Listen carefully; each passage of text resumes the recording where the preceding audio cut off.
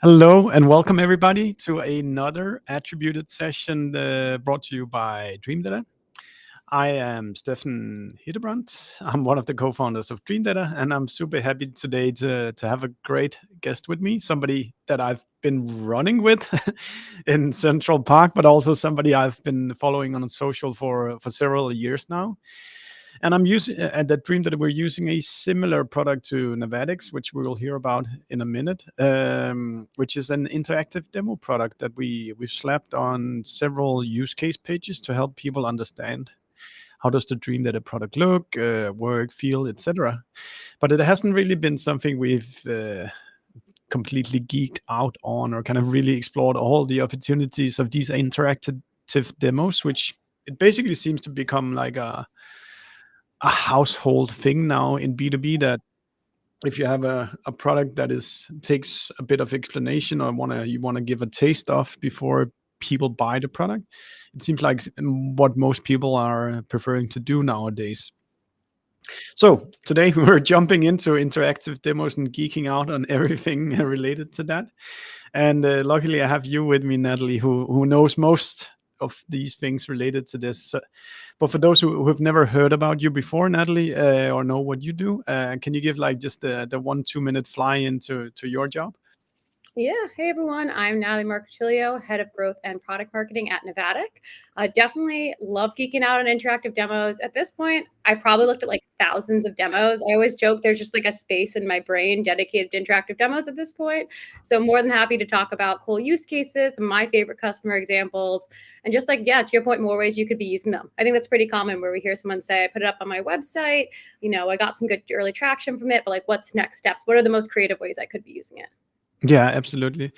Maybe the first question is why did you decide to bet your career on working at Navatic 3.5 years ago? Because I guess they just started out back then. Like, why did you believe that this interactive demo thing could become something?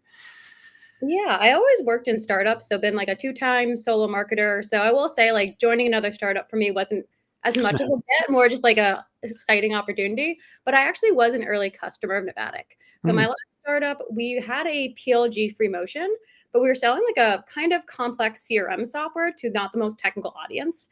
And getting them to activate was like one of the banes of my existence at that yeah. last job. So much time was put towards like redoing the onboarding experience, thinking through how we can enable them with drip emails, all these different things. And it just felt like nothing was fully working. I remember one day I was in a leadership meeting and someone said, like, I wish we could just show them and walk them through the product without them having to set it up themselves.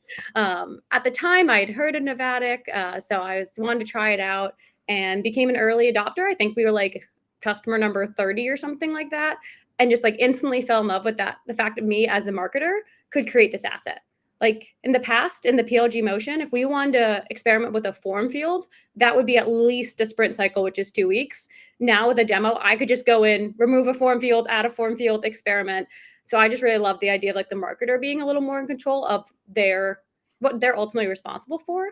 And then once I tried it out, it kind of aligned really well that they were looking for their first time head of marketing. I was sort of looking for a change, and yeah, stars sort of aligned there. Super nice. I actually joined a company as well back in the day because I was a hardcore user of the product. I read the 4 Hour Work Week by Tim Ferriss, and in there he was recommending Elance as like a platform to hire people from all over the world to collaborate with you at an arbitrage cost of what you would pay in an expensive country as Denmark. And starting to use that platform a lot, I joined Elance when they opened their first office in Europe, trying to expand the platform here as well. So I do really recognize the maybe it's a good career advice to go work for one of the companies where you already know deeply how their products work, because you'll have such an easy time kind of communicating the value and explaining how these products work. Yeah, and even more exciting than that, like I was also sort of the ICP. Like at my last startup, I definitely was like a very different ICP than me. So that was also sort of fun. I think there are pros and cons to that. Like sometimes you worry, am I too in the weeds of it? But it was really nice, like knowing the product, knowing the ICP and being able to jump in there.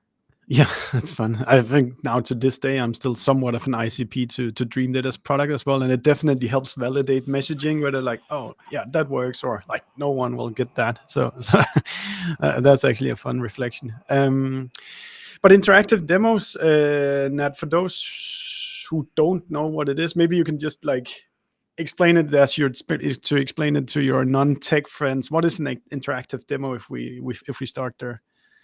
Yeah, I'm gonna go non-tech friend definition. It's usually basically like try before you buy for software. So if you think about like the way you buy a lot of other things, like buying cars, usually you get a chance to try out the software before you even commit to like, you know, starting to look into buying it. That doesn't exist as much for B2B. Right now, the usual channels are book a live demo with a salesperson or jump on a free trial where kind of like my past startup, you still have to do a certain level of setup to see value. Interactive demos just a way that you can kind of get hands-on and experience the product without really having to do any work or setup. Yeah, that makes a lot of sense. And I think that's why that's pretty much like the exact reason why we started using them at DreamData as well. We do have a free trial, so it's possible to try the product, but you still need to onboard your data. And this just feels like one step easier to just do the screenshots, explain what's on the screen, take the customers through the use cases, and then they have a better feel of what you do.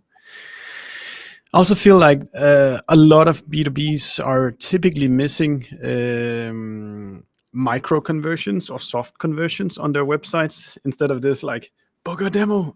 But I'm just interested in what you do. I don't want to go into a sales flow right now. I just want to explore a bit more. Do you think that's or like gate something behind like if you want to know more about our product, you have to download this ebook? Do you think that's a common thing that people need a more like a softer way to engage with websites, but besides just running into a sales conversation?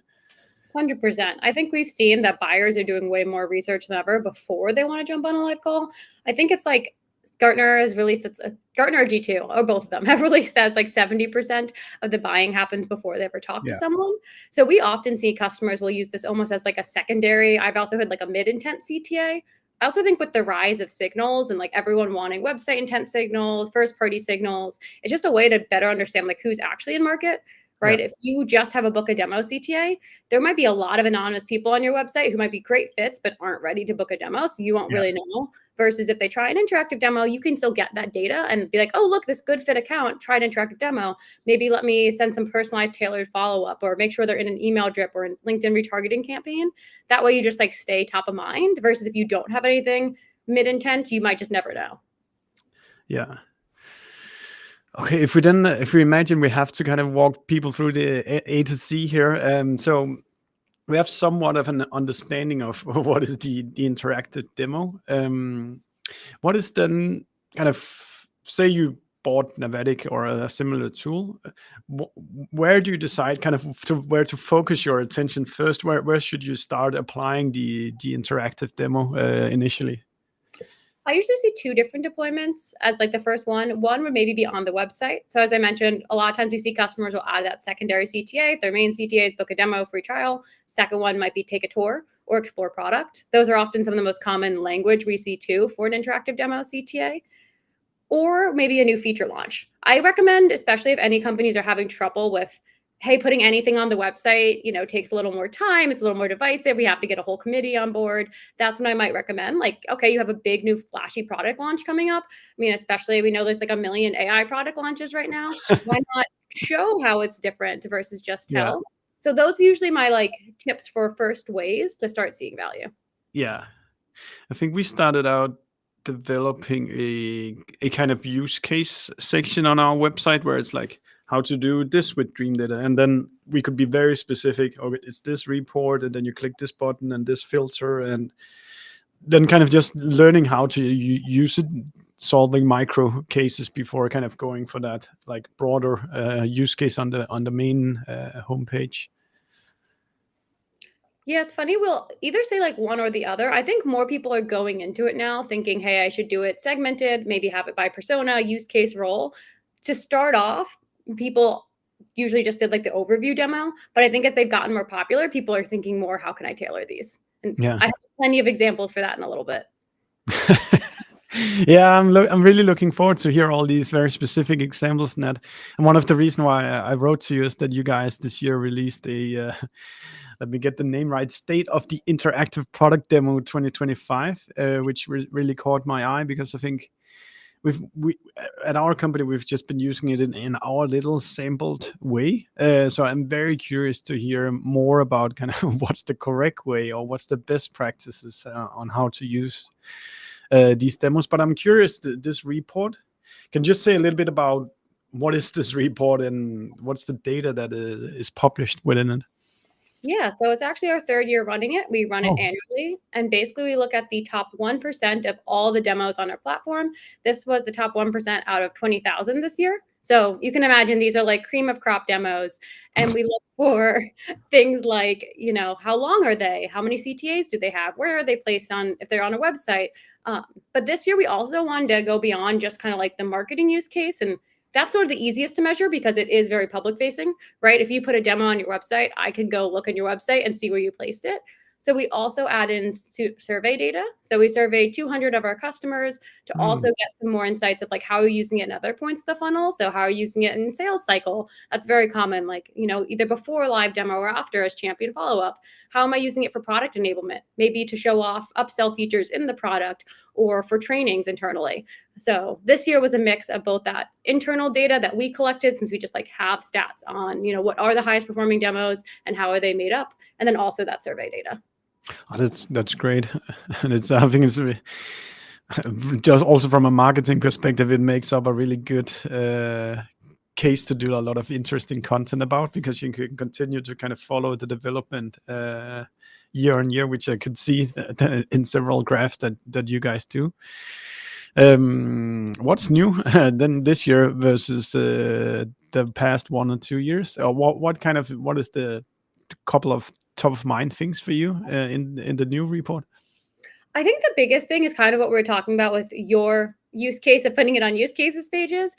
People are thinking way more about how can I create multiple demos that are segmented versus just one demo on the homepage.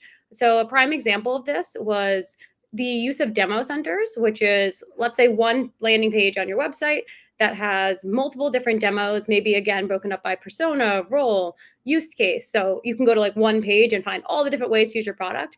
That increased by 3.75x this year. So almost 4x increase of demo centers compared to last year in that top 1%. So we're noticing not only are there more demo centers, but that top 1% are really utilizing that use case. And I think that's just because, like, once people see success, we see this oftentimes with our customers. They put, again, one overview on the website. They're like, okay, we're seeing increasing conversions or better quality leads. Now let's really ramp this up. There's actually, related to this, there's a stat I just checked in on our own Dream Data account today, that the interactive demos touched 4 times as many, took a 4 times bigger share of the one accounts as opposed to the MQLs. So there's a 4x jump between of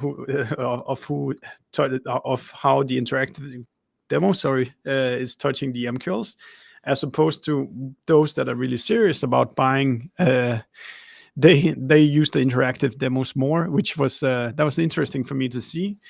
But it also tells me about probably the opportunity and in the intent data that an interactive demo sits on. That those that are truly serious about buying something, they will actually go to the not to the extreme, but to the measure of actually, okay, let me actually check out these demos.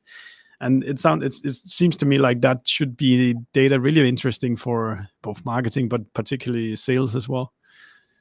I was going to say that as far as like what else was new this year, I think the expansion into sales, and to your point, like using the data behind it, has also been another really interesting growing use case. So whether an outbound, like a lot of times when I talk to customers, they might have it as sort of like the second or third in their email drip email, because number one, they might want to put any links. So Yeah. putting it more like mid or bottom of cadence and saying like, hey, you haven't responded to my emails, why don't you check it out for yourself? And then using that as an intent signal. If you have a lot of different campaigns going on right now, I feel like, mass AI outbound is really popular. If you have a lot, you can then say, okay, the ones who actually went through my interactive demo, that's where I'm going to spend time personalizing another outreach to. Unfortunately, the mass outbound is popular at the, at the moment.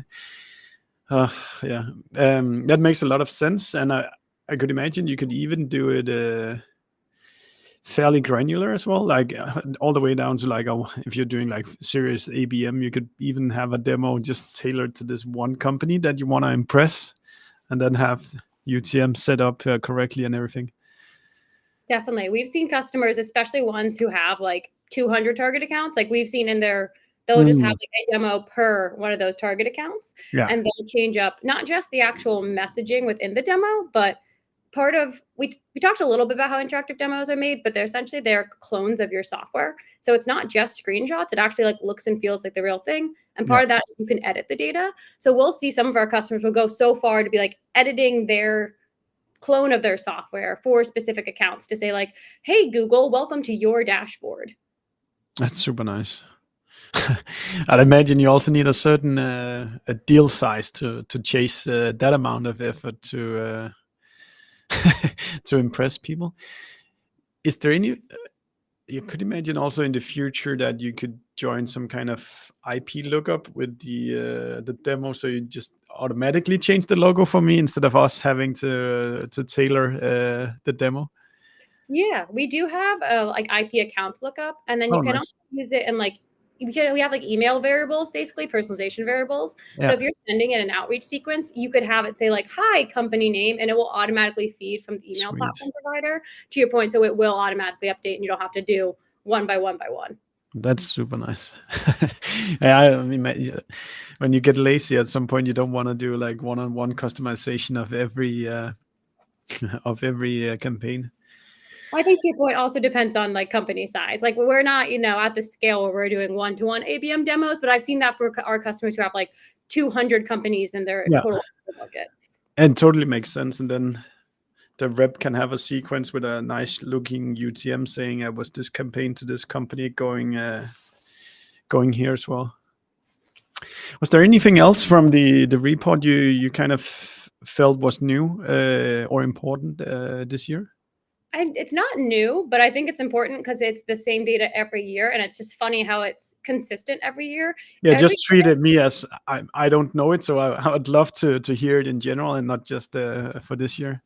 Yeah. For the past 3 years, we've seen about 70% of the top 1% of interactive demos are ungated.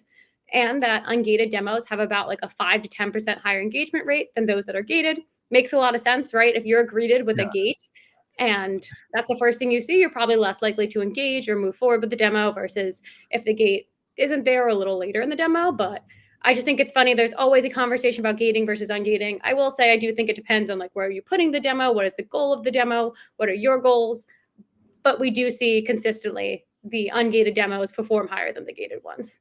oh, that's good to hear.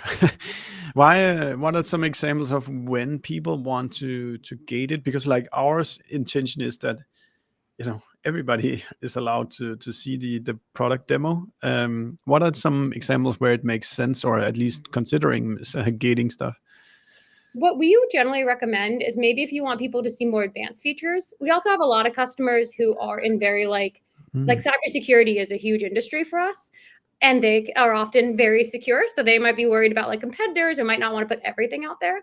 So what we'd recommend is maybe give like a short little tidbit of your product, like very high level, so that the first thing they see is a gate and then put in a gate. So yeah, that way you can do email blacklisting. You can make sure that, those who don't want to see more advanced features can't see it. But you're also getting some data as far as like, hey, this person's really high intent if they're making it to the more advanced features. yeah. We've also seen some customers Mm, actually use that email for things like personalization. So to your point, you could use also email or form variables to personalize the demo. Or we even have like Ramp, for example, I think they have a really nice form deployment. If you're going to do a form, it's one email field. It has social proof on it. It's not very intrusive. Like if you are going to do a gate, we also recommend as few forms as possible, few fields as possible. yeah, If you sign up for their free product, they remember your email and then use that to help pre-populate that sign up. So if you're doing something useful with that information, then I think it can be helpful to gate. If you're just like, oh, we need to throw a gate on it for attribution purposes, we have some workarounds around that. So you don't just need a gate as the only way to see attribution. And I'm Yeah. sure you all know plenty about how to find attribution in ungated things. Yeah.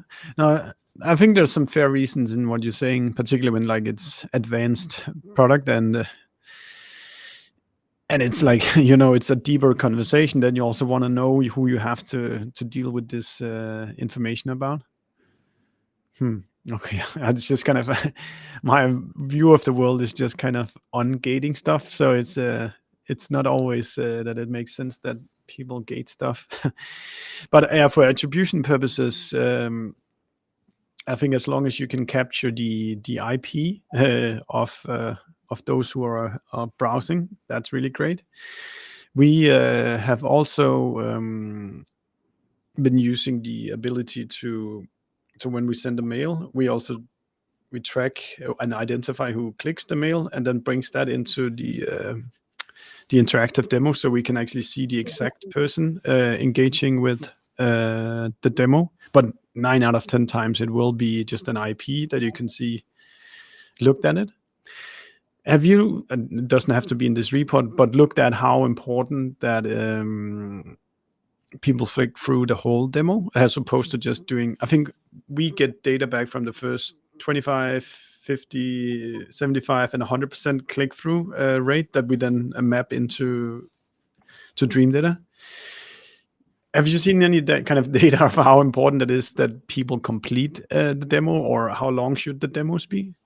Yeah, we looked at the top 1, 10, and 25% of the interactive demos on our platform. We see for just like step 1 of the demo, so that's engagement rate, how many people are actually engaging with the demo on your website, anywhere between like 50 to 80%. So if you put a good looking demo on the website, you should get good engagement. As far as completion, usually anywhere between like 30 to 60%.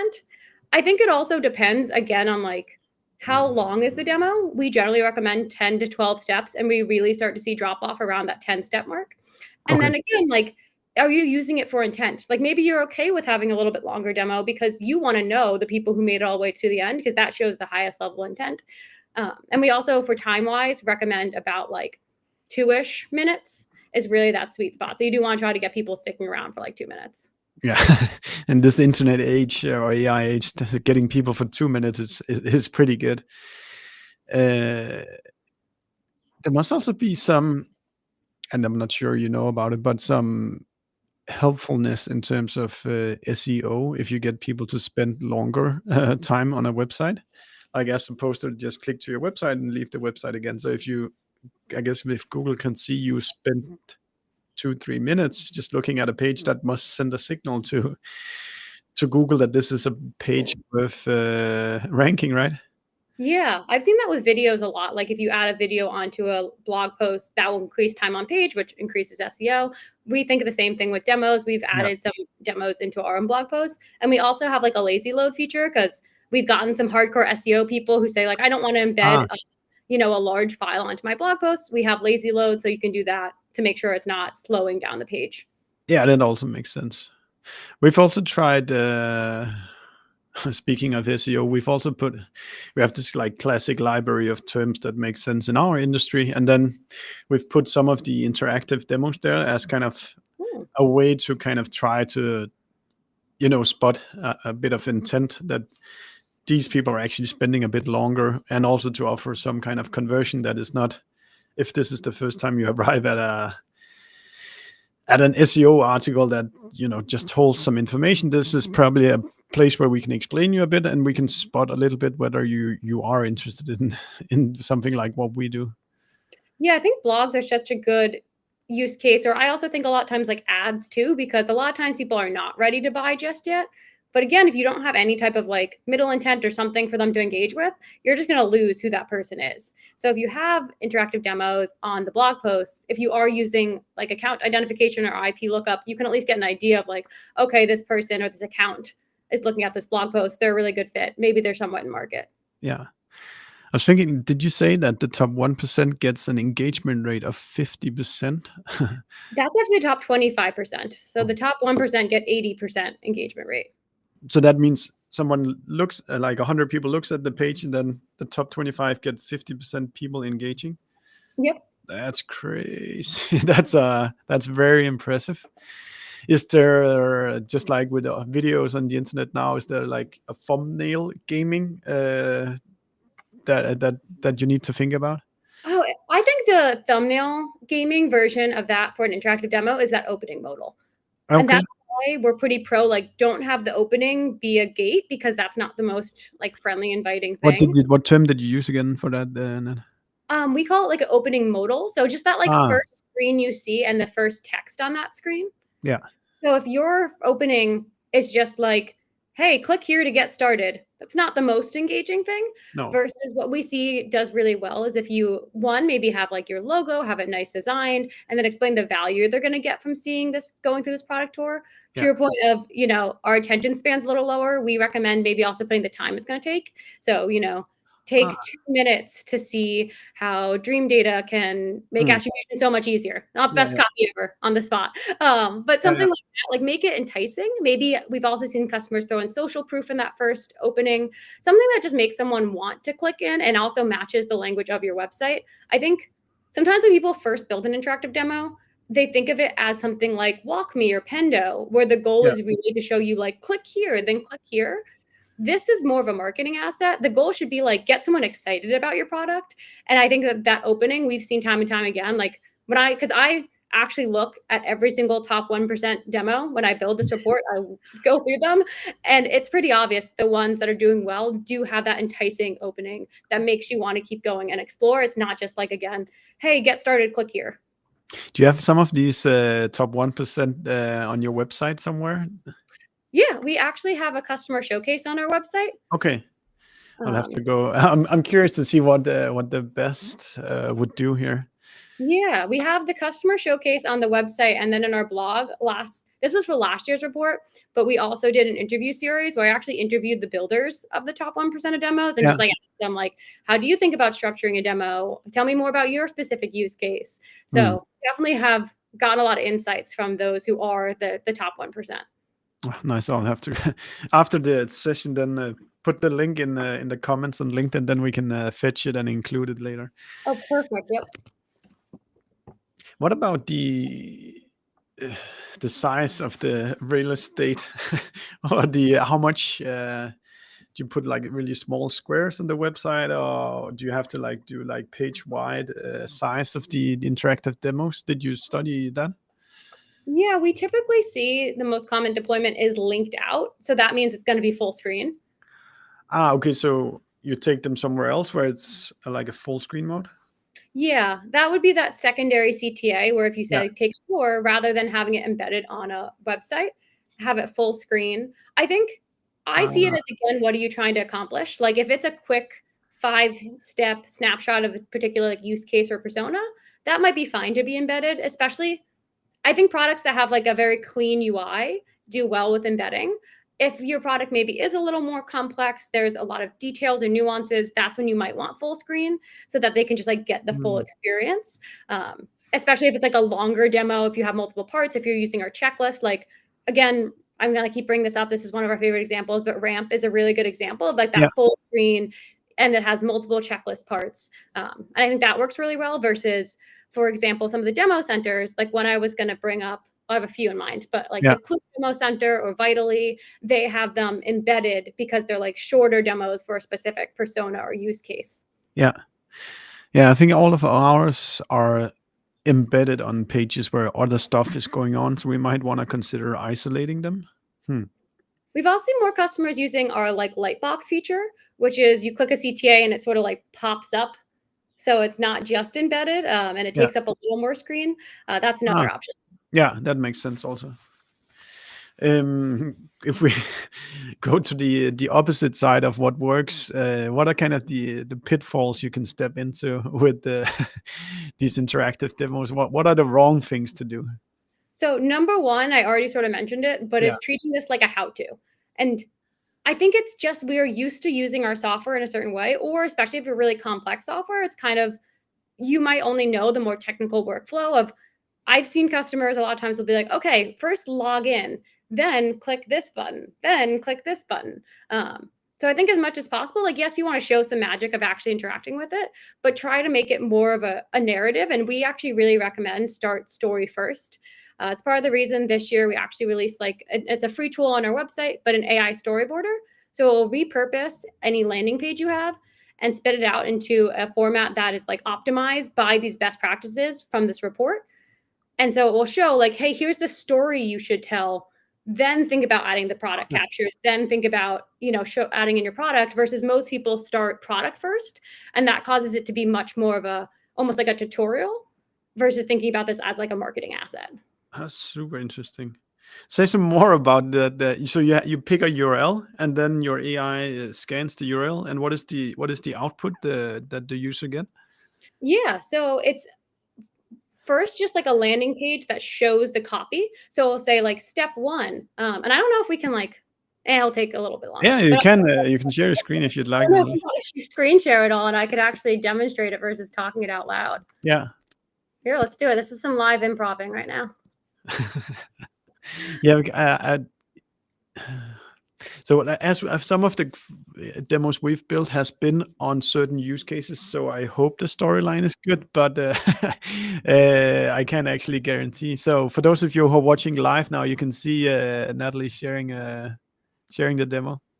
Yeah, and we'll do something fun. We'll live test one of your pages.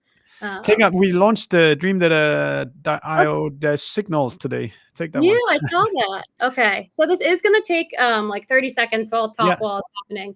But essentially what we're doing is we're scraping. So I'll actually pull up your landing page. We're scraping the landing page, and we're looking for things we haven't actually built the interactive demo for this yet, but we intend to put one here. So I'm super eager to see what it comes up with. You can reuse this. This is free for anyone. It's not just Nevada customers. Yeah. Anyone's welcome to. But basically, we look at like all your copy, we look at your messaging, and we just repurpose it into a format that is ideal for interactive demos. Yeah. We're going to tell you like what parts of the product should you show on it. So let's see. It's finishing up now. And so, yeah, it's just loading. It's taking, like I said, all of the copy, seeing, okay, if we're going to turn this into like a 10 to 15 step flow. So this is the output is just like a landing page. So you can actually go in and copy this modal copy. You're going to see it's going to pull from, again, more that value language from your website. And even going to tell you like, hey, what part of your product should you show? So step number 2 might be like, okay, a tooltip. Let's focus on the signals dashboard. Yeah. And it goes all the way to like 15 steps. It will recommend CTAs as well. That's fun.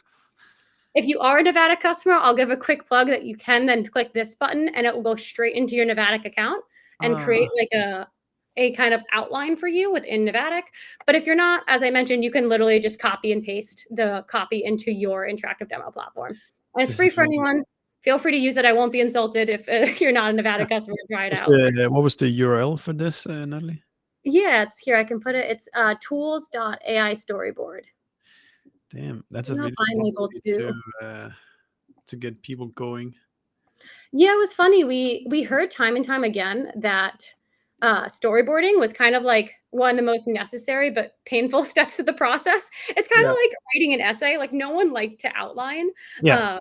So we wanted to figure out a way to sort of automate it. Don't know if that chat went in the main chat, but I put it. I will put it on the LinkedIn afterwards, then people can fetch it there. Perfect. But yeah, I wanted to think of a way to help automate the storyboarding part.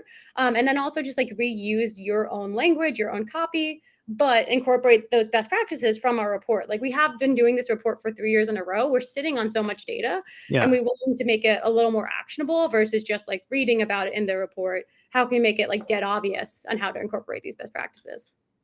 I like the, what should you call it? The go-to-market way of kind of you utilize that you can actually fetch information about whatever company it is, and then make the story more appealing without you actually having to do a lot of work to to pitch a lot better. Exactly. And I mean, it also just makes it faster to like get up and going and see some value. It was funny. We were really excited about this from like a growth perspective and a marketing perspective of like, this is a great lead gen tool. But we actually found our customers were like the most excited by it. Like our Yeah. CS team was probably more excited than even our marketing team when this launched. That makes a ton of sense. What are the if we change chapter a little bit? What are the metrics or goals that you hope to see kind of improving as you start using Navatic or another interactive demo? What are typically the things people, or maybe that's two questions, kind of what is the metrics people hope to move, and what are the metrics that you can actually observe? Obviously, there's a bunch of different leading metrics here that you can probably point to. Yeah, I'd say it really does depend on what your business model is and what you're looking for. Yeah. The two most common we see are I want to increase website conversion rate, or if you're a PLG product, maybe you want to even increase like free trial activation rate, because we have seen users who go through these interactive demos are more likely to be successful in that first time onboarding experience. Sort of makes sense. They've seen the product, they get a good understanding for it. And we do have like an event-based system, like how you measure website events. So if you're using any type of like Mixpanel, Amplitude, Post Hog, you can tie in interactive demo events with Dream data. and Dream Data, exactly. Yeah. See, hey, like, let me see this whole story that someone is converting higher. So website or free trial conversion rate if your goal is more leads. But it's Yeah. funny, we've actually had a lot of people also come to us and say like, hey, our sales team is wasting a lot of time on low quality fits. We Yeah. want to automate that bottom funnel. So that might be, they might be a little more looking for like pipeline or increasing or decreasing like the sales cycle. Yeah. Or they might be looking just for like, are more people, making it to the second stage within their pipeline, or these better, higher quality leads, and sort of automating more and more of that bottom funnel.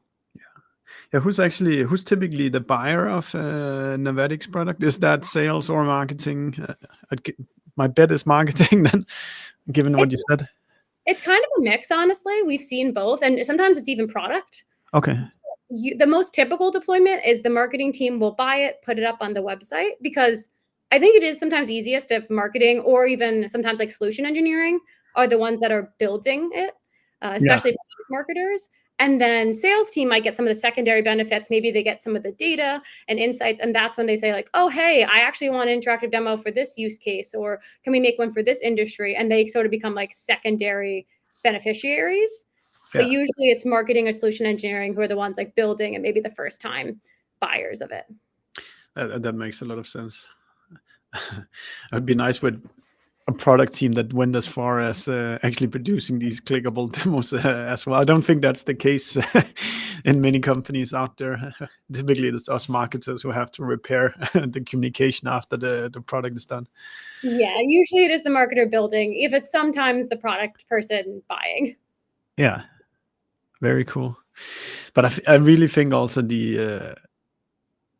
I really advise people to go take a look at this, because in B2B, it's just not everybody who wants to do that demo. As you said, like 70% of the journey is done before demo calls are even started.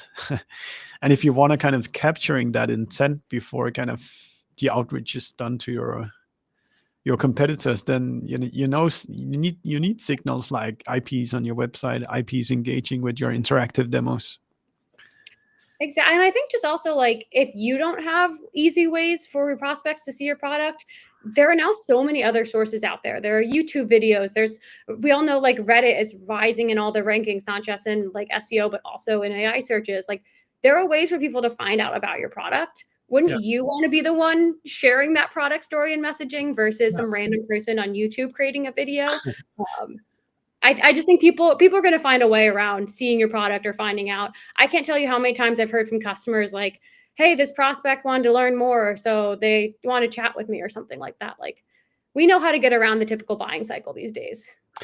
Yeah, and probably this also means that I think you need to have a conversation as a marketer with the rest of your organization that people are less likely to do demos nowadays. So you also need to respect when I report on kind of IPs interacting with the demo. A signal is also value. It's not only if they convert and become like a lead that gave us their email address. And that's why I do recommend, if you are one of those marketers, because we've had this plenty of times where they'll say, like, I am bought in, I really want an interactive demo. My team is still scared about showing the product because of competitors. My sales team's worried they're going to be replaced. I'd sometimes say, like, okay, what are channels you can control and experiment with? Because a lot of times, once the sales team starts getting good leads from this demo, they're on board. Or they can start sending it to what I was saying earlier in email cadences, and they start getting replies or data. They're on board. So, like, figure out maybe ways that you can, like ads, I say, like if you're spending a lot of money on ads, that's probably an easy channel you can experiment with. That is a little less. I always find the website is so divisive. Best place to test it is website, but if that's too much, think about channels you can control and then Yeah. prove that, hey, yes, we're getting better quality leads. And look, they're still booking time once they've seen the value. We didn't talk about that. Do people use them for kind of main assets for like campaign landing page campaigns where let's buy some traffic, send them to this landing page, and then walk them through what the product is? Yep. I've seen them both as like the main CTA. So literally, like it might just be a LinkedIn ad where the CTA says take a tour, explore product, and then the full CTA is just the interactive demo. We've been seeing, interestingly enough, if anyone's thinking about Reddit ads, I feel like I've been hearing a lot of conversations. We've been seeing more customers putting it in Reddit ads. That again makes sense to me. Reddit is not a platform people want to be sold at all. But if your buyer's on Reddit, which we're seeing especially a lot of technical audiences on Reddit, let explore it on their own, let them try it out. And then one of my favorite quick use cases is in Google Ads. If you do site links, like just add it in as a site link. It takes almost no time to do. And we've seen it's one of our most successful site links because it's, rather than again some kind of like vague copy, it's like, hey, try the product for yourself. Yeah, that makes a lot of sense. On Reddit, do you mean it's not embedded on Reddit, is it? It's more the landing page of a Reddit campaign, right? Yeah, the ad itself, we see a lot of times the ad itself might be like a preview of the demo, or we even have a GIF export feature where you can export a little GIF preview. So that might be the ad. And then when you click into it, it takes you to either a landing page with the interactive demo or just full screen interactive demo. I see. What is the so obviously I'm not an expert on this topic. So what is kind of what's the next thing coming up for interactive demos? Like what's coming within the next rest of this year or the next 12 months? Kind of what's kind of exciting for you to think about there? I have a few different angles I could take this. I'll start like short term, long term. Short term, one trend we're seeing really popular right now is conferences and events. I think everyone understands that events are like, I feel like they're having a big, very trendy moment. Everyone's like, hey, we're sick of all this online stuff. Let's get together in person. So we've seen a few customers will deploy these at their booths, and they'll create like really cool, almost like demo hubs or centers where people will go up, have like a touchpad, like a whole setup, and can go through the demo on their own. We even had one customer who, I thought this was the coolest deployment. They had a few different demo stations. So people going to the booth could go up, click on the little demo station, but they also had that mirrored to a larger monitor that was like on top of the booth. So then anyone passing by could just watch what the person was clicking through. And we see this too. Like we oftentimes use demos at conferences, and we'll do it on like a loop mode, so it's just automatically going. And there is something about just like a moving video, there we go, that makes people like want to just stop and watch.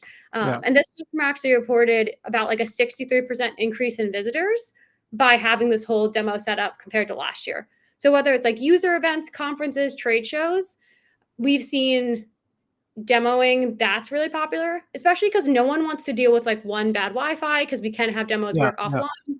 And then two, like, what if the product has a bug? What if it's not working as expected? Conferences, like the amount of money you spend, people just don't want to be live demoing. So I think that's a great one, Natalie. That also, like, if there's a lot of people at the booth and then there's not enough people to actually speak with people, then those waiting can actually consume the messaging you want them to consume while they're waiting. Nice. Exactly. I have a little bit of a longer term one. Yeah, let's hear it. I've talked about this a little bit and goes really well with your signals launch today. But I do think using the data from demos, we've already talked a little bit about it, but eventually will almost be like more valuable than the actual demo itself. And part of that is the fact that we're seeing more and more the like choose your own adventure style demos. I talked about the demo centers. We actually also have like features in product where you could say, hey, of these 3 areas, which ones are you most interested in? And then even a more advanced version of that says, what level of interest are you? And then as a sales rep, I can see, okay, I am most interested in this part of the product, least interested in this part. I now know to tailor that live demo towards the part of the product you're most interested in.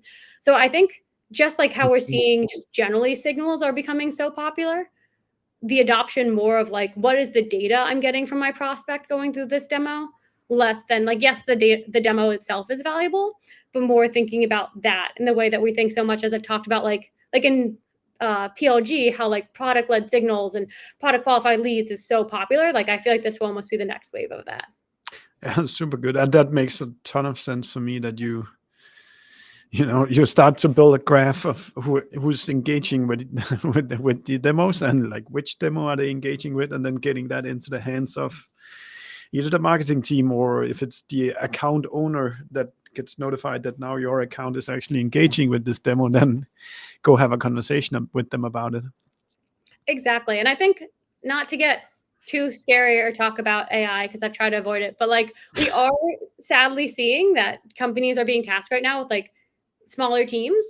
And so if we think about the importance of like prioritization, knowing who are our best fits, I think more and more people are going to think about, rather than just like mass, how do I hit everyone? Like, how do I really understand who is my best fit in market? And with, again, that like first party data that I know versus just third party data, or like mixing them together. Yeah. Super nice. I feel like we should just get back to the basics one more time, just also for myself, in terms of the actual creation. I just want to like spend a little bit more time on how do we create good or great interactive demos. What is kind of I know you said a bit about it already, Natalie, but kind of I just wanted to hear again, like the 1, 2, 3 most important things to think about as we create these interactive demos. Yeah, I'd say step 1, start with a story. So whether you storyboard out yourself, use our storyboard AI, or just like literally write down some bullet points of what do you want to cover, then share that with maybe your sales team or other people who know the product really well. A trap we often see people fall into is they'll build this beautiful, nice demo, and then a third party will be like, you forgot this entire really important feature. Okay. Yeah. Step number 1, a draft, storyboard it out. Can be as simple as a few bullets, can be our storyboarder AI. Then once you've gotten alignment on the story, you actually go into your product, take captures. So that's actually the little like clones. I always call them fancy screenshots, but it's like clones of your software. Then you can edit that software. So if you have really messy demo data, or if you have a messy demo environment, clean it up, make it, maybe remove parts that don't need to be there, or like we do even have a table AI feature. So if you have a table that's like full of a bunch of fake data, I feel like we often see that, like a table full of like John Doe, John Doe, John Doe. You can prompt it to say, hey, turn this into office characters instead. Oh, nice. Yeah. So step 2, clean up the data. And then step 3 would be really refining. So once you have that first draft, go back, shorten it 10 to 15 steps if you can, make it as short as possible. Really think about that value-driven language, right? As each step helping like tell the story or what's unique or different about my product, versus do I have steps in there? And it's okay to show a few like things that actually simulate using the product. But if every step is like click here, then click here, that might be an indicator of like, those are maybe things I can cut back on. Sweet. Perfect, Nat. Then I have a to-do list for my team as well when we're done. Just before we end, kind of what are any kind of marketing tactics that you're excited about to try out for the rest of the year for Navatic? Honestly, I'm sort of or something. a little less fun than like a digital campaign, but I'm on the events train right now. We're doing especially like customer events is something I'm really excited about, and in-person like workshops. And part of the reason I talk about how I see all these demos, I have all these ideas, but part of it's because I'm kind of lucky. Like a lot of part of my job is just talking with other marketers and hearing how they're using demos. And those things fuel content, they fuel ideas, they fuel messaging. So I'm really excited about the flywheel of like, go get your smartest customers in person in a room, have them learn from each other, maybe a few workshops, presentations, and just have them meet. And like every single time I learn a new use case, I learn a new tip, I learn something I never would have thought about with demos. And I thought, you think I know everything about demos by now? Just scratching the surface. So I'm really excited about that, like in-person customer events. Yeah, it's like customers always think that you are the one that knows the most about your product, but then you start talking with them and then they're utilizing it in several different ways that you never thought about, or you've never really coined it in that way. So I can definitely plus one that. How do you do it specifically in that? Is it going to their offices? Is it like buying breakfast for a bunch of? I'm just like I really like it as well. Yeah, so last year we did our first ever, like, full user event. It was 2 days. We flew in some customers. It was like 30 of our top customers came to New York.